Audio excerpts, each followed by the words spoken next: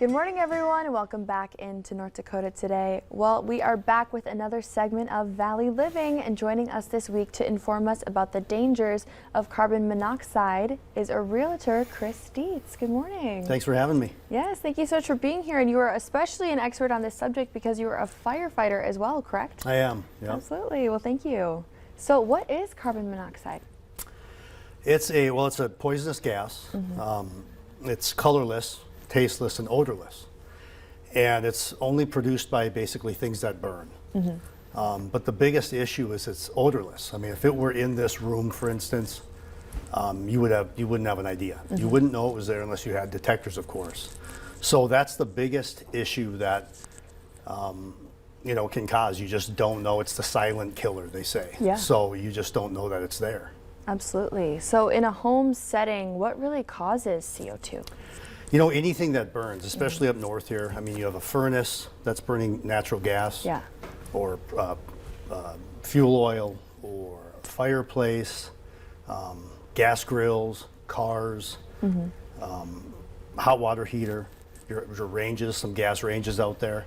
Anything that's burning that kind of product, a natural gas or anything, emits levels of CO. And really the biggest issue is if it's not vented correctly, it's in the exhaust. You know, it's burning it, but if it's exhausted correctly, you know, in a furnace, all those exhaust fumes go outside. Yes. Older furnaces, sometimes the exhaust, they're not as efficient. They don't have forced air pushing them outside the house. So those fumes can sometimes build up in the home.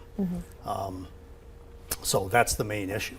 So if you have an older home or maybe have had some furnace issues, would you say that people are at a greater risk?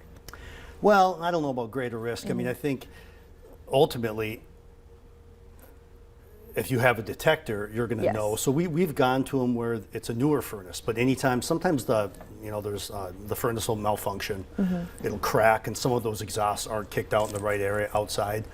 Snow buildup outside will plug your vents. Okay. Your intakes or your exhaust. Cars can be, if there's snow all the way around of a car and you're running it, those fumes can back up into your vehicle. So I mean, it really depends. We had about 46 runs so far this year in Fargo with levels of CO detected in a home. We had about 55 last year. So on average, probably 50.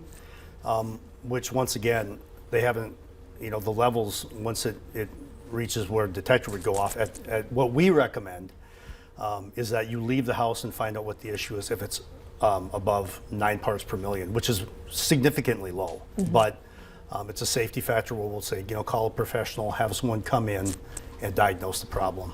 Yeah, definitely something to look out for then. So I'm curious though, what are the symptoms of carbon monoxide poisoning?